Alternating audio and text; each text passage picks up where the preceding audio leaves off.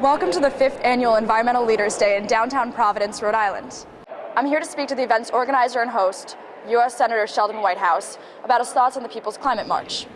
The march is an historic event promising to draw huge crowds to New York City on Sunday, September 21st. The march coincides with a special United Nations summit convened by Secretary General Ban Ki-moon, who is bringing together world leaders in the city to discuss the need for urgent action on climate change.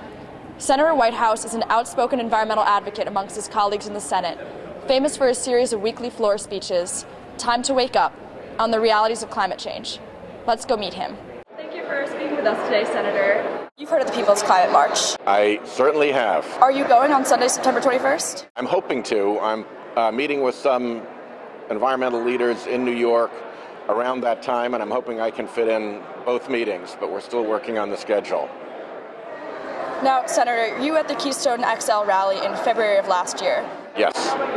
How have you noticed awareness of climate change shift since then, and how do you think this march will be different? I think awareness of climate change is gearing up.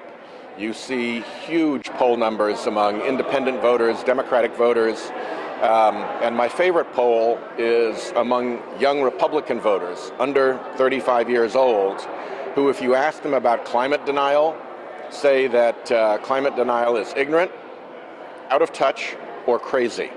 So when you have young Republicans that keyed into the reality of climate change, then we're going to be able to make change of our own. Change is at hand. We just need to put the energy and the effort and the push in so that the polluters just can't get by with ducking the issue.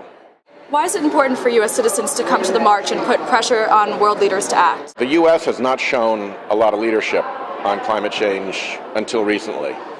Thankfully, EPA Administrator McCarthy is doing a great job, and the existing plant rules, I think, are going to be very important. But as a lot of people have pointed out, this isn't just a national problem, it is an international problem. And the world in this, like so many other areas, looks to the United States for leadership.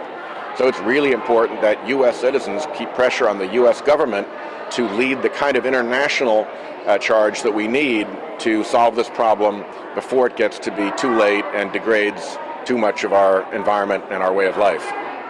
Why is this march something that young people should care about? Young people are going to inherit the earth that we leave them. And if you look at the direst consequences of climate change, they start to kick in 40, 50 years from now, when teenagers are going to be still very active, very healthy, but they're going to be looking out at a very different world if they don't act now. This is a generational issue. If you talk to young people about it, they are all on board. It's the older generation that's not paying attention, and young people's voices need to be heard.